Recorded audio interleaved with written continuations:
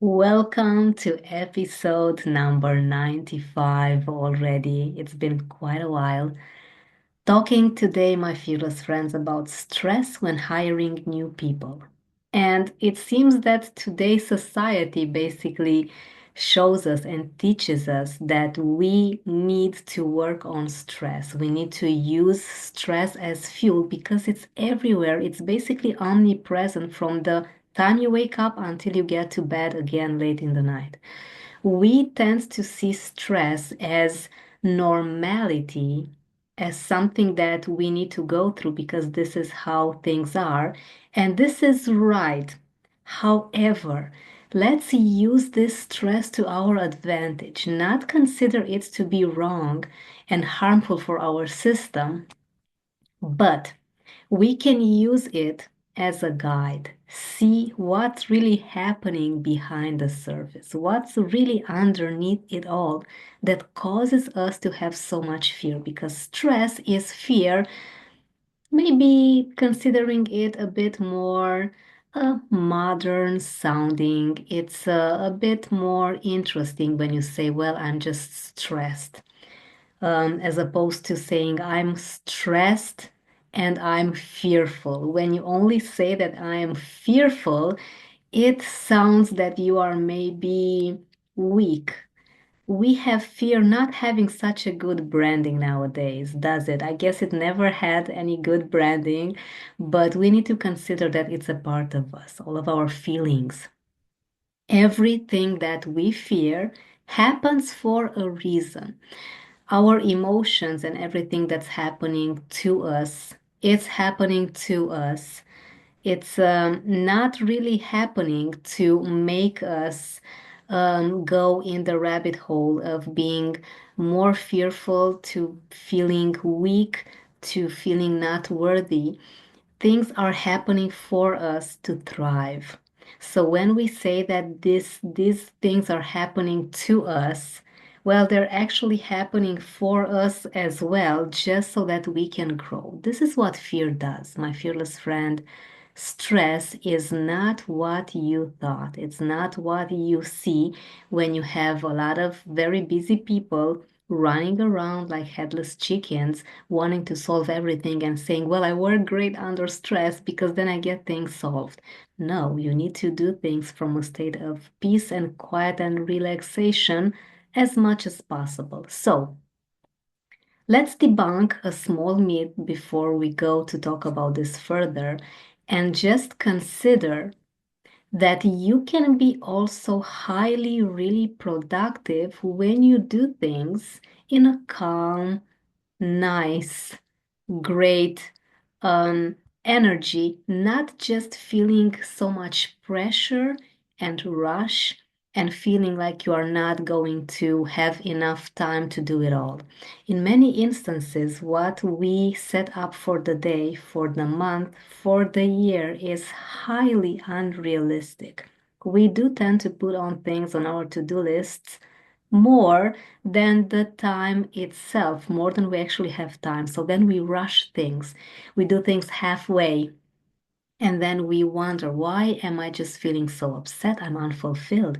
Even if I finished all of those 100 tasks for the day, I still feel like something's missing. I feel like something is not as it should be. No wonder it's because you are not taking time to breathe, to smell the roses, to simply enjoy what's happening around you.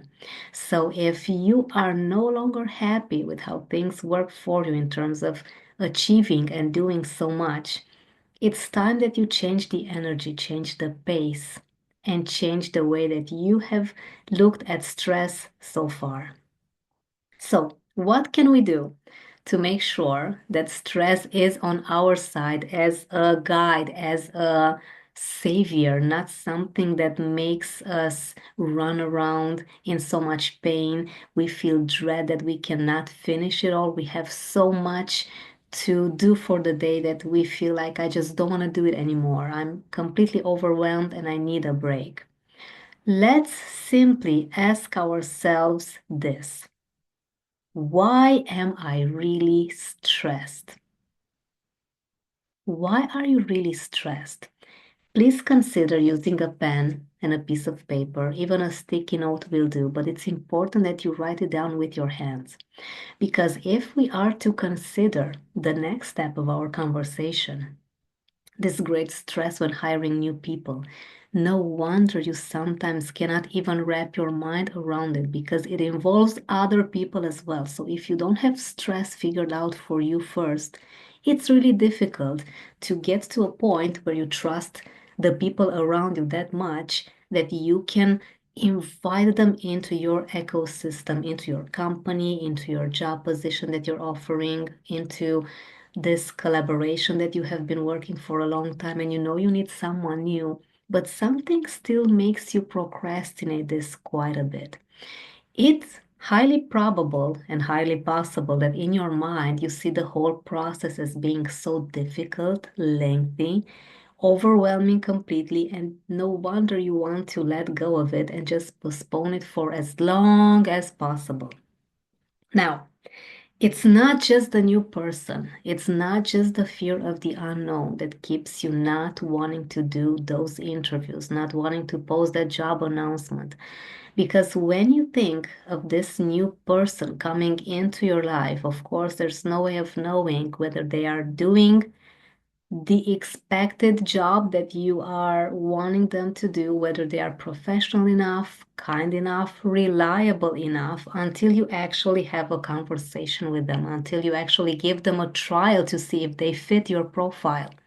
So it's not the actual thing that you need to do itself, it's you having a really nice conversation, an honest conversation with yourself first and see whether you are in that position in your life where you are willing to trust yourself that much that you are going to offer this trust, this luxury of trust to the people around you. Because if you cannot trust yourself, if you're not in a good position with you and yourself, it's very difficult to do the same with someone from the exterior. Now, I know that this is beginning to make so much more sense for you. And you definitely need to start considering what is it exactly that keeps you away from you being that person that you can rely on fully 100%.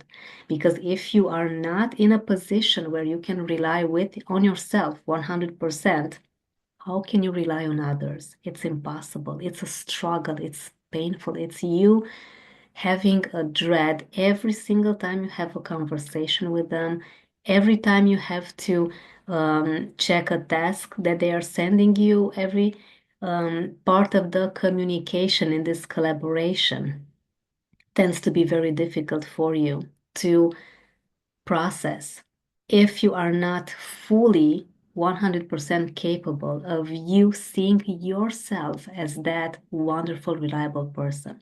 So I want you to consider this.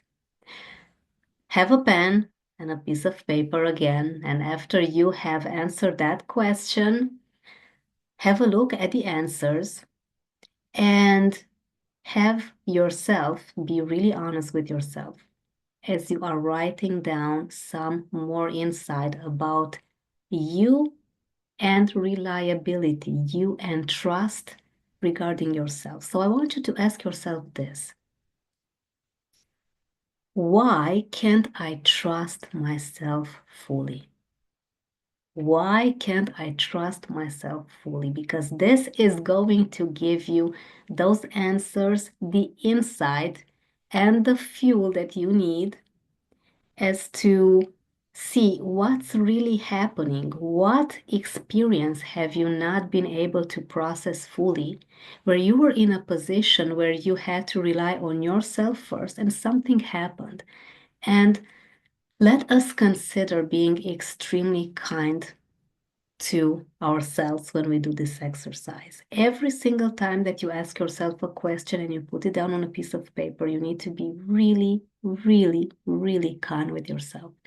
Because if you could have done more, you would have done more for sure. You are in a position where you are doing your very best with the resources you have handy. If you could have done more, you would have done more. You being able to process all of your emotions, understanding everything that is happening around you in the height of your emotions is impossible. You need a bit to cool down. You need some insights from a different perspective. So when you start to work on these things, do not be amazed of what your mind is giving you as a tool to work on next, because you will be amazed, my fearless friend. In many instances, I myself am still amazed of the things that I have not processed maybe in my childhood. I have had so many wonderful experiences, and some of them were a bit challenging, and I have attributed a different label than now with my adult mind I would attribute. So it's a matter of you just simply going back, rewinding, checking whether what you have labeled back then still makes sense for you right now as an adult. And it's okay to go in the past and ask yourself questions and see how this works for you as an adult, because you will be amazed on how incredible it feels, how quick stress and fear simply dissipates when you get to the bottom of it all, when you find the raw, real issue that has been holding you back. If you need help, if you and your team need help in any type of business making decisions, if you have a lot of anxiety, you, the manager, or you and your team, because usually what you, the manager, the team leader, the CEO feel, that's what you give further to the people that you work with. Your collaborators will feel that too, because we cannot give anything else than we already have inside of us. So if you're struggling with fear and anxiety, as a fear specialist, I am honored to guide you in helping you achieve a different perspective on this. So you can find me at roxanapopet.com. I'm everywhere on social media as Roxana Popet, Popet, with great free gifts for you, insight on how to keep your fear under control, how to use stress to your advantage. And what's most important is that when you put everything together, your life will be full of meaning and fulfilling again, and especially your professional life. And we all know how much value and how much energy we put into this image of ours, both online and in person. So let me help you, let me guide you in this amazing endeavor of yours. And of course, check Stories About Fear for more other great episodes into how to keep your fear and stress under control in your professional life also. Thank you for being here with me today. Put our great advice in practice for the day and let me know how it goes for you. Let me know if you have any questions. You can find me at Roxana at roxanavoped.com. Send me an email. I cannot wait to read all of your questions, and I will see you soon with another wonderful insight into how to keep your fear and stress under control.